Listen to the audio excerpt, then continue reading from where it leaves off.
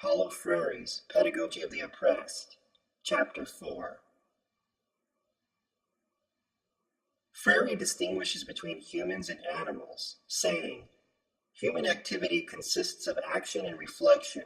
It is praxis. It is transformation of the world.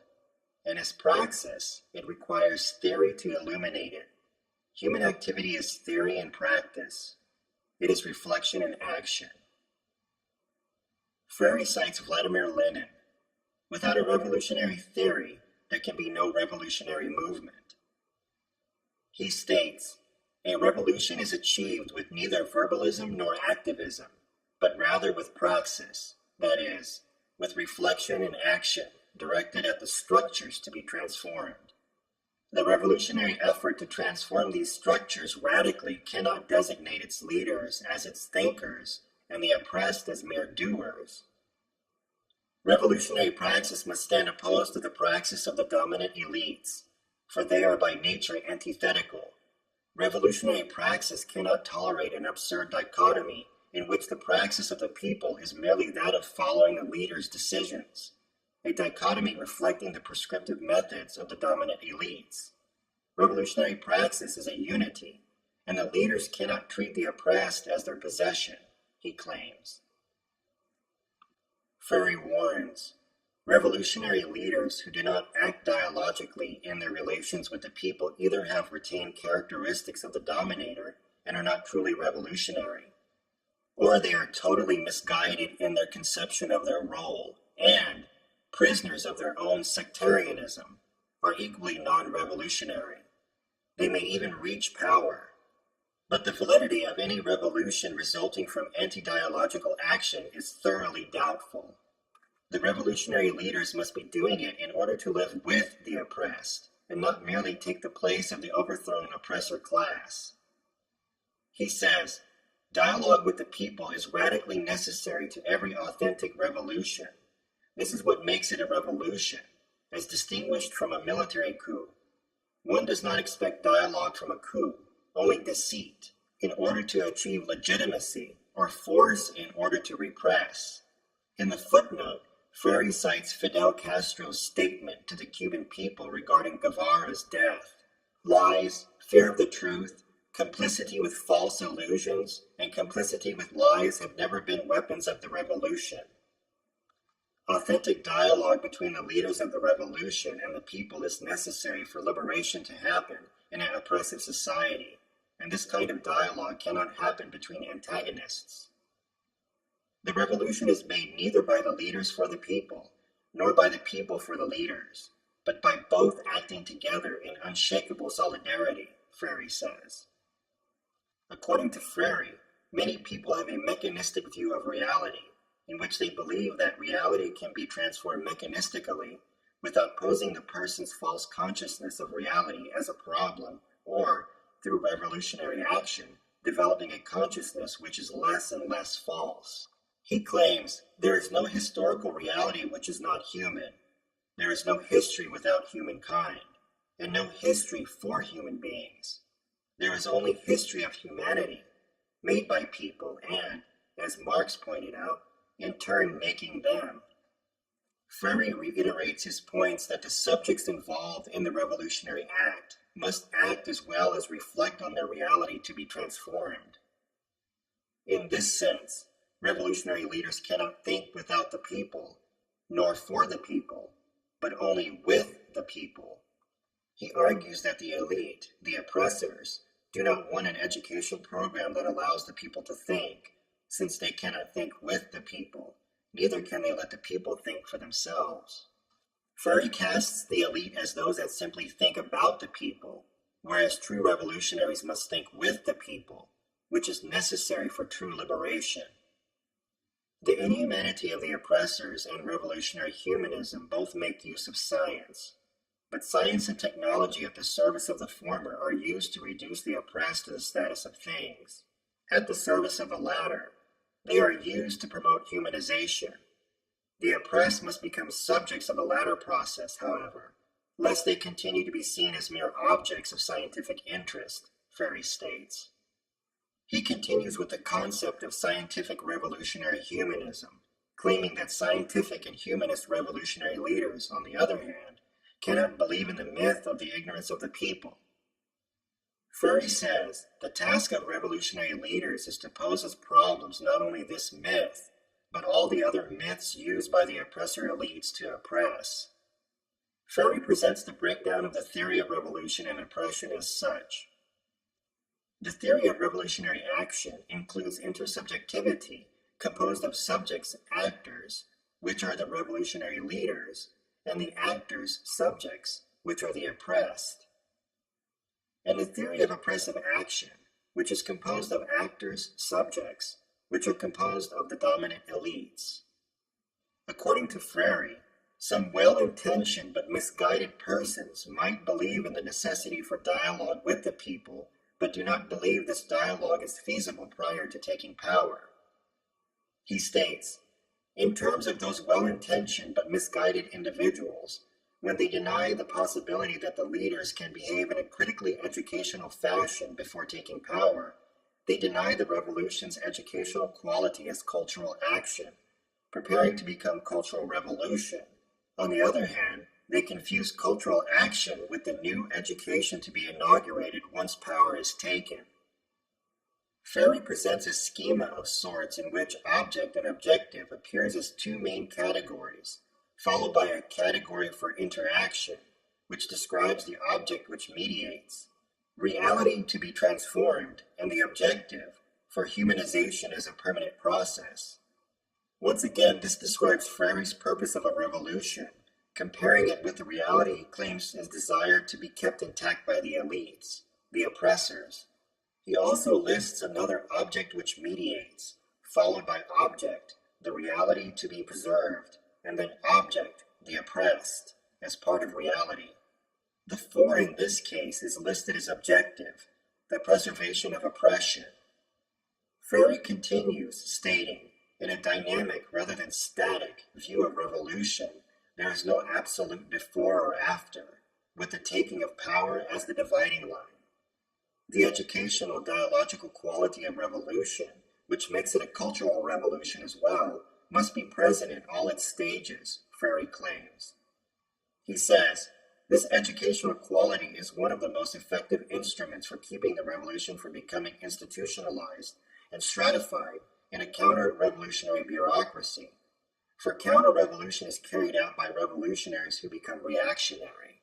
Freire cites Gajo Petrovic, also from the Marxist school of thought, quoting, the struggle for a free society is not a struggle for a free society unless through it an ever greater degree of individual freedom is created. In this aspect, Freire claims that the revolutionary process is eminently educational in character, one with openness to the people. Freire examines various theories associated with anti-dialogical and dialogical action. The first one he addresses is conquest, in which he claims that the anti-dialogical action is concomitant, naturally accompanying, of the real concrete situation of oppression. Dialogical action is indispensable to the revolutionary supersedence of that situation. Freire once again argues how the dominant elite within a culture must mythicize the world in order to maintain their control over the oppressed, accomplishing this through the manipulation of religion, notably Christianity. The myth of charity from the elites, and the myth of the industriousness of the oppressors, and the laziness and dishonesty of the oppressed, as well as the myth of the natural inferiority of the latter and the superiority of the former. In the next section, Divide and Rule, Freire describes how the dominant elites use various strategies, such as leadership training courses, in which to prevent the people from organizing on their own, and only focus on developing specific individuals as leaders within the community. Essentially, the dominant elites seek to help the people from striving toward unity in order to better keep them isolated and alienated, which maintains the status quo. Freire discusses that in order for the people to believe in the myths created by the dominant elites, they must accept the word of the bourgeoisie.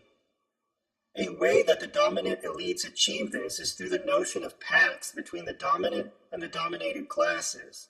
Pacts which, if considered superficially, might give the impression of a dialogue between the classes. According to Freire, these kinds of pacts always increase the subjugation of the people, since they are created after the people emerge from the historical process, and by this emergence to threaten the dominant elites. He claims that it is the intent of the dominant elites, through manipulation, to lead the people into an unauthentic type of organization. Freire says that the people have two choices in such a situation. Either they must organize authentically for their liberation, or they will be manipulated by the elites.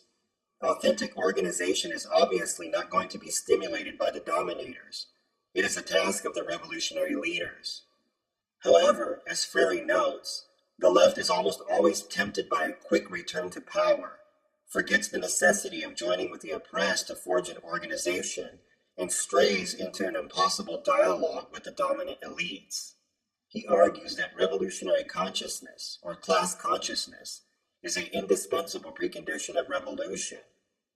Freire says, though, the dominant elites are so well aware of this fact that they instinctively use all means, including physical violence, to keep the people from thinking. The emergence of populism as a style of political action thus coincides casually with the emergence of the oppressed, he claims. Freire states, the populist leader who rises from this process is an ambiguous being, an amphibian, who lives in two elements, shuttling back and forth between the people and the dominant oligarchies. He bears the marks of both groups. He follows this statement, claiming, since the populist leader simply manipulates instead of fighting for authentic popular organization, this type of leader serves the revolution little, if at all. Any populist leader who moves, even discreetly, towards the people in any way other than as an intermediary of the oligarchies will be curbed by the latter, if they have sufficient force to stop him, Freire says. He continues, but as long as the leader restricts himself to paternalism and social welfare activities, although there may be occasional divergencies between him and groups of oligarchies whose interests have been touched, deep differences are rare. This is because welfare programs as instruments of manipulation ultimately serve the end of conquest. They act as an anesthetic, distracting the oppressed from the true causes of their problems and from the concrete solution to these problems. They splinter the oppressed into groups of individuals hoping to get a few more benefits for themselves, Freire argues. In respect to cultural invasion, he claims, cultural invasion is thus always an act of violence against the persons of the invaded culture, who lose their originality or face the threat of losing it. Freire continues, in cultural invasion, as in all the modalities of anti-dialogical action, the invaders are the authors of and actors in the process. Those they invade are the objects. The invaders mold. Those they invade are molded. The invaders choose. Those they invade follow that choice, or are expected to follow it. The invaders act. Those they invade have only the illusion of acting through the action of the invaders. He claims, all domination involves invasion, at times physical and overt, at times camouflaged, with the invader assuming the role of a helping friend. In the last analysis, invasion is a form of economic and cultural domination. Something Freire notes is how the invaded view the invaders as being superior and willing to walk like them, dress like them, talk like them. He describes the invaders designing a cultural and institutional system of indoctrination and domination, which is intended to make families and individuals dependent on them in order to get by and live. Freire says the kind of atmosphere and mentality that the invaders create is usually rigid and oppressive, and children reared in an atmosphere of lovelessness and oppression, children whose potency has been frustrated, do not manage during their youth to take the path of authentic rebellion. They will either drift into total indifference, alienated from reality by the authorities and the myths the latter have used to shape them, or they may engage in forms of destructive action. It is in this kind of environment in which individuals are born and raised and become the ones to promote the invaders' myths as professionals, individuals that are comprised of women and men of any specialty, university graduates or not, and who hold a dual status of dominated and dominators. Freire claims that the Cultural Revolution is the revolutionary regime's maximum effort at conscientization, It should reach everyone, regardless of their personal path. He continues, stating, this effort at conscientization cannot rest content with the technical or scientific training of intended specialists. According to Freire, technical and scientific training should not hinder humanistic education as long as science and technology in the revolutionary society are at the service of permanent liberation, of humanization. He says, the training of individuals for any occupation, since all occupations occur in time and space, requires the understanding of culture as a superstructure which can maintain remnants of the past alive in the substructure undergoing revolutionary transformation, and the occupation itself is an instrument for the transformation of culture. The invader, whether in a bourgeois or in a revolutionary society, may be an agronomist or a sociologist, an economist or a public health engineer, a priest or a pastor, an educator or a social worker, or a revolutionary, Freire states. He says, societies which are dual, reflex, invaded society, and dependent on the metropolitan society cannot develop because they are alienated. Their political, economic, and cultural decision-making power is located outside themselves, in the invader society. The principal contradiction of dual societies is the relationship of dependency between them and the metropolitan society, Freire claims. Essentially, the dominant elites in these kinds of societies initiate reformist solutions in response to the demands of the historical process as a new way of preserving its hegemony in order to avoid having the oppressed revolt. Freire argues that dialogue between the revolutionary leaders and the people must exist before, during, and after the Cultural Revolution. In terms of Fidel Castro, he claims the people, because of their history, already started drawing away from the oppressor, which led the people to objectify him and to see themselves as his contradiction.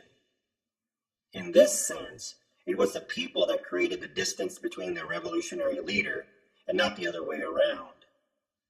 Freire claims the role of revolutionary leadership under any circumstances, but especially so in those described, is to consider seriously, even as they act, the reasons for any attitude of mistrust on the part of the people, and to seek out true avenues of communion with them, ways of helping the people to help themselves critically perceive the reality which oppresses them. What distinguishes revolutionary leaders from the dominant elite is not their objectives, but their procedures. If they act in the same way, the objectives become identical. It is as self-contradictory for the dominant elites to pose human-world relations as problems to the people as it is for the revolutionary leaders not to do so, he states. In the section on cooperation, Freire says, in the dialogical theory of action, subjects meet in cooperation in order to transform the world. The anti-dialogical dominating I transforms the dominated, conquered thou into a mere it. Freire reasons, the dialogical I, however, knows that it is precisely the thou, not I, which has called forth his or her own existence. He also knows that the thou, which calls forth his own existence, in turn constitutes an I, which has in his I its thou. The I and the thou thus become, in the dialectic of these relationships, two thous which become two I's. Simply put, the dominated individuals, the oppressed, once they pull away from the sense of thou, begin to see themselves in contradiction to their oppressor. Freire claims, cooperation as a characteristic of dialogical action, which occurs only among subjects, who may, however, have diverse levels of functions and thus of responsibility, can only be achieved through communication. Dialogue, as essential communication, must underlie any cooperation. Thus, cooperation leads dialogical subjects to focus their attention on the reality, which mediates them and which poses a problem, challenges them, he states. Freire continues, the response to that challenge is the action of dialogical subjects upon reality in order to transform it. Let me re-emphasize that posing reality as a problem does not mean sloganizing. It means critical analysis of a problematic reality. He argues that revolutionary leaders must believe in the potentialities of the people, whom they cannot treat as mere objects of their own action. They must believe that the people are capable of participating in the pursuit of liberation. But he also cites the need for leaders to always mistrust the ambiguity of oppressed people, mistrust the oppressor housed in the latter, referring to Che Guevara and his suggestion not to trust anything or anybody until a zone is completely liberated. Freire argues that it was Guevara's dialogical communion with the oppressed people during and after the revolution that led to cooperation. He continues by saying, in dialogical theory, at no stage can revolutionary action forego communion with the people. Communion in turn elicits cooperation, which brings leaders and people to the fusion described by Guevara. In terms of revolution, Freire claims that revolution loves and creates life, and in order to create life, it may be obliged to prevent some men from circumscribing life.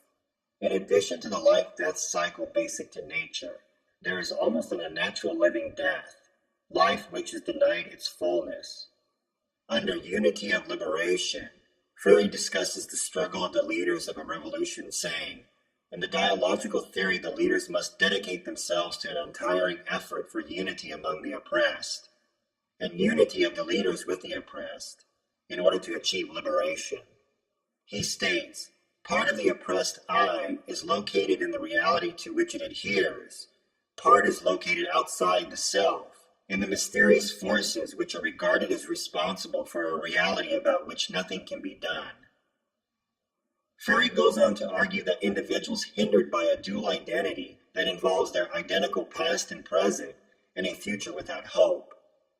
But once the individual breaks this adhesion and objectifies the reality from which he or she starts to emerge, the person begins to integrate as a subject, an I, confronting an object, reality. He or she becomes a true individual. In order for true individuals to transform their reality, they must unify as a people with a common purpose, goal, transitioning from consciousness of themselves as oppressed individuals to the consciousness of an oppressed class. Freire argues that to achieve this indispensable unity, the revolutionary process must be, from the beginning, cultural action. The objective of cultural action is to clarify to the oppressed the objective situation which binds them to the oppressors, visible or not. Freire discusses the notion of witness in respect to the fact that the struggle for liberation is a common task. It is an indispensable element of revolutionary action.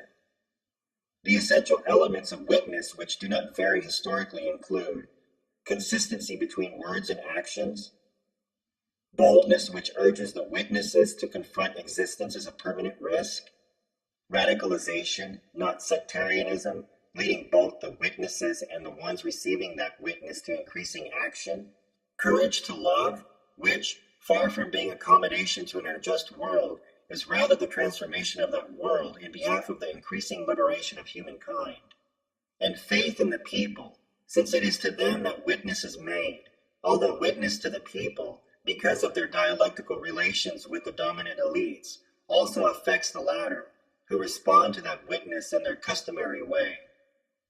In respect to how Freire describes organization within society, he states, for the dominant elites, organization means organizing themselves, structures its power so it can more efficiently dominate and depersonalize. For the revolutionary leaders, organization means organizing themselves with the people. Organization only corresponds to its nature and objective if in itself it constitutes the practice of freedom. Freire claims the fact that the leaders who organize the people do not have the right to arbitrarily impose their word does not mean that they must therefore take a liberalist position which would encourage license among the people who are accustomed to oppression. The dialogical theory of action opposes both authoritarianism and license, and thereby affirms authority and freedom, he states.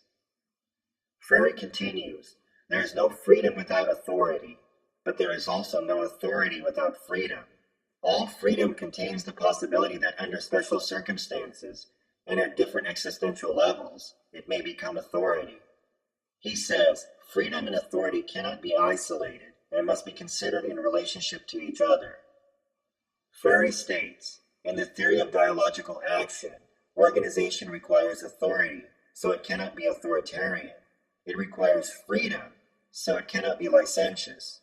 Organization is, rather, a highly educational process in which leaders and people together experience true authority and freedom, which they then seek to establish in society by transforming the reality which mediates them.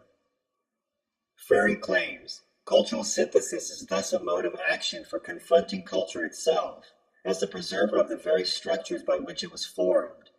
Cultural action, as historical action, is an instrument for superseding the dominant alienated and alienating culture.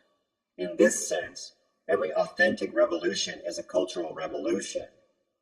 Investigation, the first moment of action as cultural synthesis, establishes a climate of creativity which will tend to develop in subsequent stages of action, Freire claims. He continues, such a climate does not exist in cultural invasion, which through alienation kills the creative enthusiasm of those who are invaded, leaving them hopeless and fearful of risking experimentation, without which there is no true creativity. Instead of following predetermined plans, leaders and people, mutually identified, together create the guidelines of their action. In this synthesis, leaders and people are somehow reborn in new knowledge and new action. Knowledge of the alienated culture leads to transforming action, resulting in a culture which is being freed from alienation. The more sophisticated knowledge of the leaders is remade in the empirical knowledge of the people, while the latter is refined by the former.